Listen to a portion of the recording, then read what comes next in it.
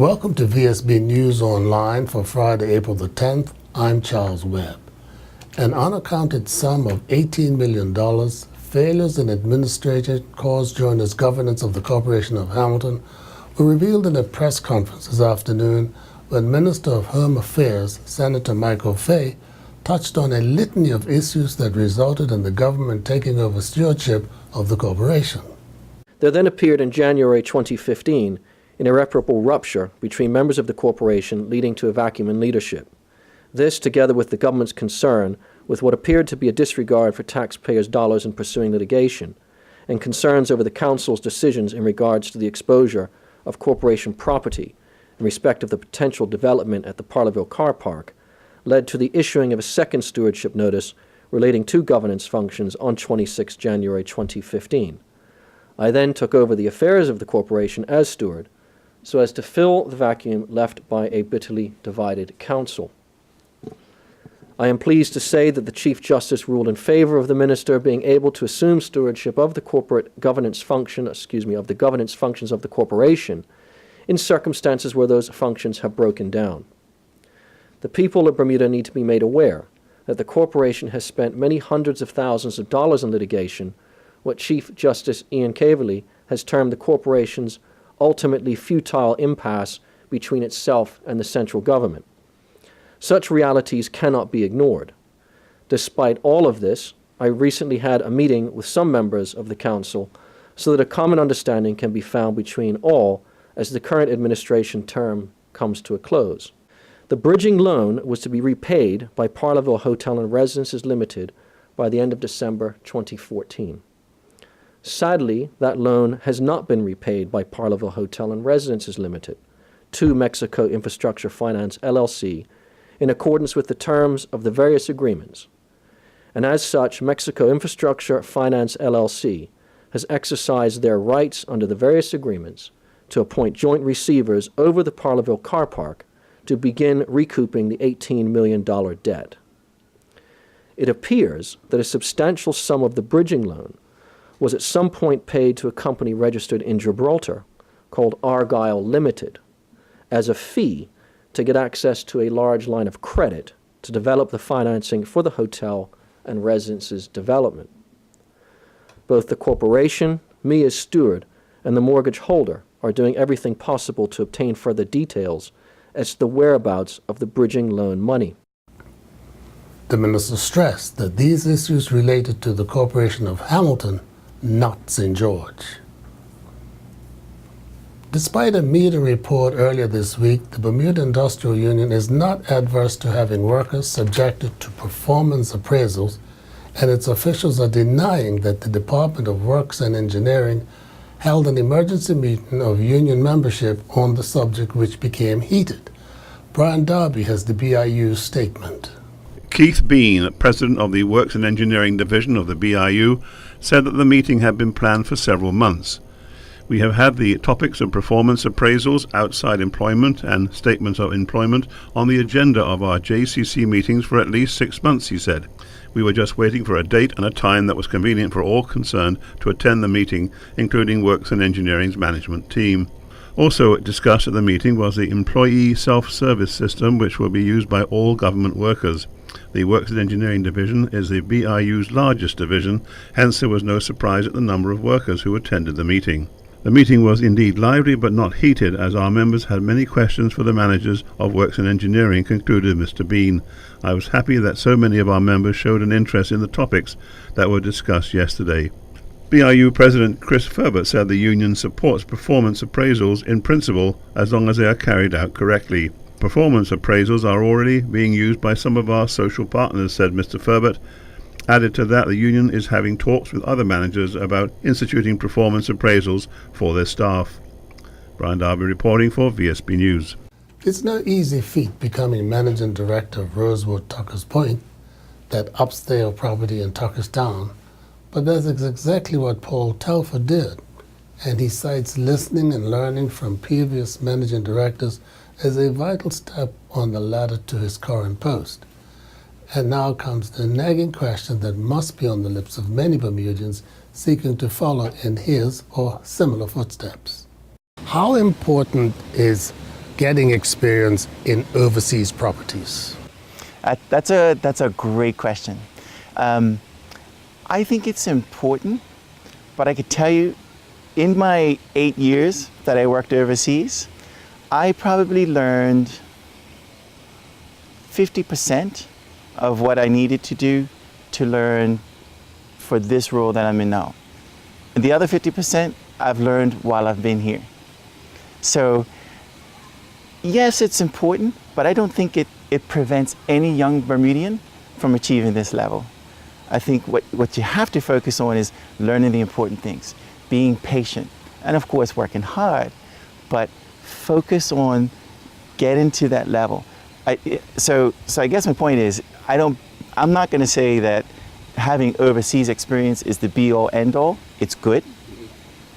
It opens up your eyes to working in different environments, being presented with different scenarios. But would I say that it's impossible to get to this role with only having worked in Bermuda? I don't know. What about your relationship with your team here? I'm sure you're going to tell me it's a good one. It's a good one. It's developed over the years. That's another really important quality that is necessary for a good managing director, is to have a good rapport with the team, a good rapport with the unions, being able to work with everybody towards a common goal. Even in our particular case, being in receivership and being able to work with the receivers who are essentially the owners. So it's important to have good working relationships with everybody. Now, you're a very young man and you've reached the pinnacle of the success in this particular property. Where does Paul Telford go from here? I would love to see this property become the success that was envisioned for it from day one, which is the best property in the region, the best rosewood property in the company. Premier Michael Dunkley says he can understand the frustration of groups like the KBB and the National Trust when, as happened recently, illegal dumpers who are caught red-handed get a slap on the wrist in the courts. But rather than second-guess the magistrate, he prefers to see if the laws need toughening up. I want to be very careful of my comments in this regard, because we have a court system in Bermuda that's well respected, I think generally in Bermuda and worldwide, and judges have very difficult jobs to do on a daily basis, and they hear many challenging cases.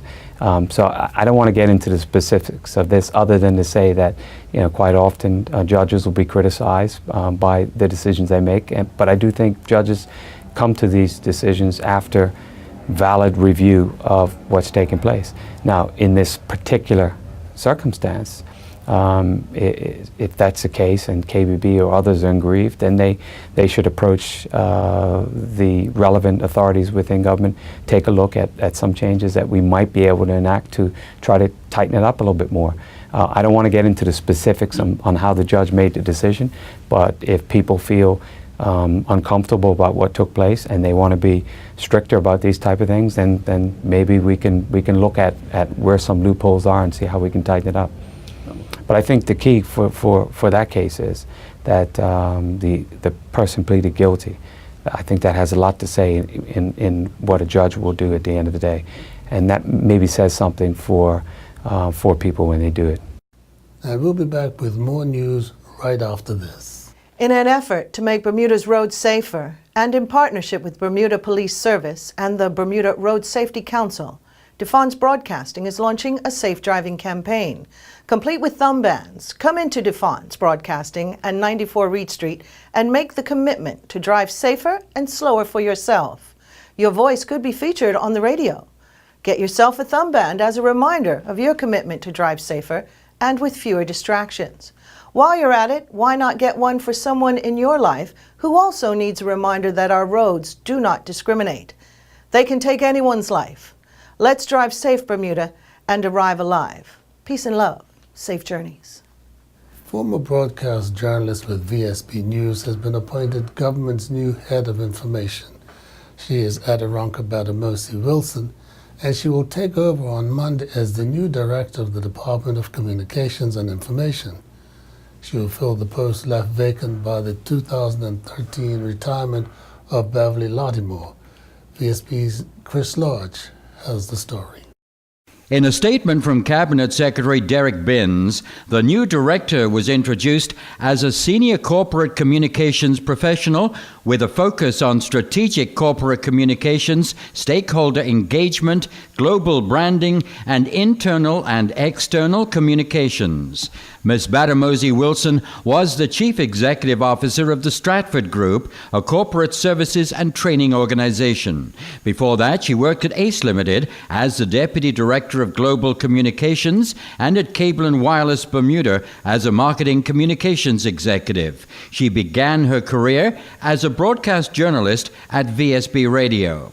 Ms. Badamosi Wilson is a certified project manager and has led organizations through project management processes and developing and implementing project plans. DCI is responsible for developing public awareness of government activities, also providing media, printing, and public relations services to all government departments. I'm Chris Lodge, VSB News. Hardly a day goes by without the America's Cup trials and tribulations appearing in various yachting magazines, electronic media, sports reports, and even the BBC. Now is the turn of the internet, and no one has been more vocal on the subject than the popular Scuttlebutt sailing blog. This week, their editor has posted an editorial with the intriguing title, "Is Bermuda Mellowing the America's Cup?" Vsb News' Brian Darby provides us with the contents of that editorial.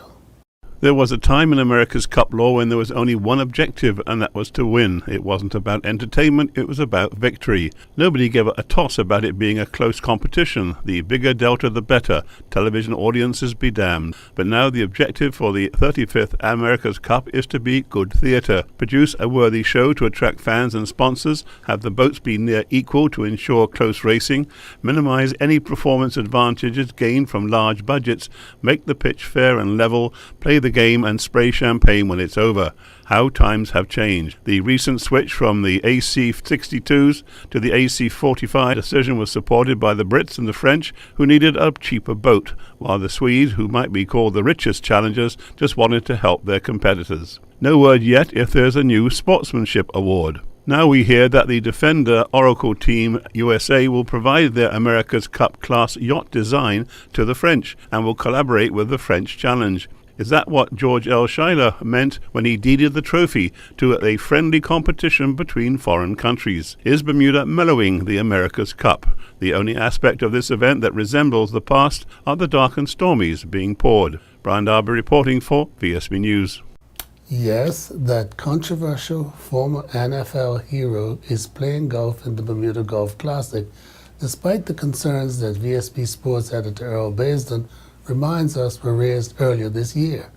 It was late January 2015 that VSB reported that American football great Lawrence Taylor was to play golf in Bermuda during the Bermuda Golf Classic, although he remains on probation in the United States for a sex offense with a minor. The event, which is being sponsored by the Bermuda Tourism Authority, is presently going on at the Port Royal Golf Course. Back in January, VSB asked Bermuda Tourism Authority Director of Public and Stakeholder Relations, Glenn Jones, about the event and Taylor's participation. We were told then, quote, "We'll have much more to say about this when we unveil the Tourism Authority's complete golf tourism strategy to all media in a few weeks. The Bermuda Golf Classic Committee would be responsible for determining who is invited to the event, so we defer to them," end quote. The Bermuda Golf Classic Committee has remained silent about the fact that Taylor has been invited and would he be playing in Bermuda. But we can report that he is in fact in Bermuda playing at the Port Royal Golf Course in the Bermuda Golf Classic. I'm Earl Baisden reporting for VSB News. And now we turn to Earl Baisden again with the latest from the sports desk. Medals, records, personal bests, and a lot of smiles returned to the LF Wade International Airport last evening as the Bermuda Carifta Swimming Championship team arrived back on the island after finishing 8th in Barbados. The team was greeted by the Minister of Sport, Patricia Gordon-Pamplin, who congratulated the team on their performance. Let me say on behalf of the government and people of Bermuda, we are so immensely proud of the performance that each and every one of these athletes had while they were at this latest Carifta Games. We, I think, hold a total of 24 medals. Ben Smith, the national swimming coach, said the swimmers exceeded his expectations. The hard work paid off. Obviously, we had some people that were challenged by being in new age groups, but we had some really good performances across the board. We're especially proud of some of the new swimmers. First time having an opportunity to be in the Carifta Championships and watching them perform at a really high level was really great to watch. And of course, the amount of medals that we were able to bring back, really exciting. Emma Harvey stated which medals she was mostly proud of obtaining. Either the 50 back or the 50 fly, or the 5K, because I won gold in both 5K and the 50 back, and the 55 I was very, very happy with my time. The Bermuda Cricket Board yesterday announced the squad for the ICC Americas 2020 World Cup qualifier to be held in Indianapolis, USA from May 2nd through to the 11th. 4 countries, Canada, Bermuda, USA, and Suriname, will compete for 2 places in the ICC Global Qualifier that will take place in Ireland in July. The Bermuda squad is as follows: Gennaro Tucker from Southampton Rangers, Dion Stoffel, also from Southampton Rangers, O.J. Pitcher from St. David's, Trey Manders from Bailey's Bay, David Hamp, Christian Burgess from St. George's Cricket Club, Dalray Rollins from Bailey's Bay, Stephen Kelly, St. David's Cricket Club, Justin Pitcher, St. David's Cricket Club, Joshua Gilbert from Somerset Cricket Club, Malachi Jones from Bailey's Bay, Craig Crockwell from St. David's Cricket Club, James Celestine from Southampton Rangers, and Jordan De Silva from the Somerset Cricket Club. Meanwhile, Cabal Levrock and his Maryland Cricket Club Universities went down by 217 runs in their match against Gloucestershire. Going into the final day of the 3-day match, Levrock and his teammates trailed by 403 runs with 8 wickets remaining. They were eventually bowled all out for 245 in 86.5 overs. Levrock scored 25 runs after batting 62 minutes. He faced 41 deliveries, hitting 5 fours. The Bermuda Lawn Tennis Association's 2015 Open Singles Championships continued at the Coral Beach and tennis courts last evening with the top seeds on the men's side all advancing. However, on the ladies' side, the number 1 seed fell in a 3-setter to the number 2 seed. In the men's quarterfinals, number 1 seed Gavin Manders defeated Dean Mello in straight sets 6-1, 6-love, while number 2 seed Jensen Bascom defeated youngster James Finnegan 6-3, 6-3. 3rd seed David Thomas defeated David Jenkins 6-2, 6-1, and Sam Butler won his match in a walkover over an injured Trey Mallory.